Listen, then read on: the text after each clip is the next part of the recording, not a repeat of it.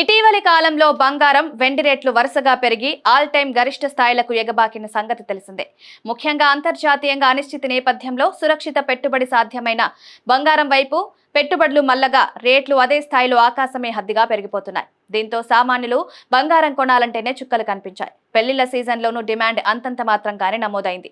అయితే ఒక్కసారిగా పసిడి, వెండి ధరలు భారీ స్థాయిలో కుప్పకూలాయి.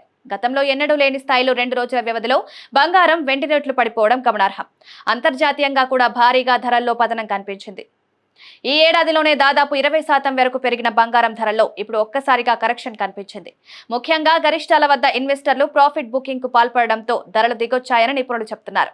అంచనాలకు మించి అమెరికాలో ఉద్యోగాల కల్పన నమోదవడం కూడా డాలర్ పుంజుకునేందుకు దోహదం చేసి తద్వారా బంగారం రేట్లు దిగించేందుకు కారణమైందని తెలుస్తోంది. ఇంటర్నేషనల్ మార్కెట్లో 2 రోజుల కిందట స్పాట్ గోల్డ్ రేట్ ఔన్సుకు $3,168 వద్ద ఆల్ టైమ్ హైని తాకింది. అయితే ఇప్పుడు అది $3,038 స్థాయికి పడిపోయింది. ఈ క్రమంలో $130కు పైగా తగ్గింది. సిల్వర్ రేటు $34కు పైగా ఉండగా ఇప్పుడు అది $29 స్థాయికి దిగొచ్చింది. ఇదే ప్రభావం దేశీయంగా కూడా కనిపించింది. అంతర్జాతీయ మార్కెట్లకు అనుగుణంగానే దేశీయంగా కూడా గోల్డ్ రేట్లు కదలాడుతుంటున్నాయన్న సంగతి తెలిసిందే.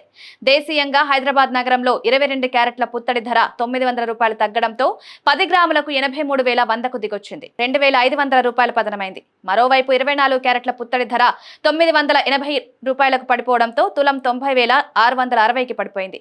ఇది 2 రోజుల వ్యవధిలో ఏకంగా $2,720 తగ్గడం విశేషం. బంగారానికి మించి వెండి ధరలు పతనమయ్యాయి. హైదరాబాద్ లో ప్రస్తుతం కిలో వెండి ధర $5,000 పడిపోగా కేజీకి 1,03,000కు చేరింది. దీనిని ముందటి రోజు కూడా 4,000 పతనం కాగా 2 రోజుల్లోనే 9,000 దిగొచ్చిందని చెప్పొచ్చు.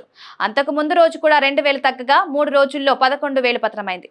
అంతర్జాతీయంగా అనిశ్చితి ఉన్నప్పటికీ ప్రాఫిట్ బుకింగ్, డాలర్ పుంజుకోవడం, అమెరికాలో ఉద్యోగాలు పెరగడం వంటి బంగారం ధరల పతనానికి దారితీసిందని చెప్పొచ్చు.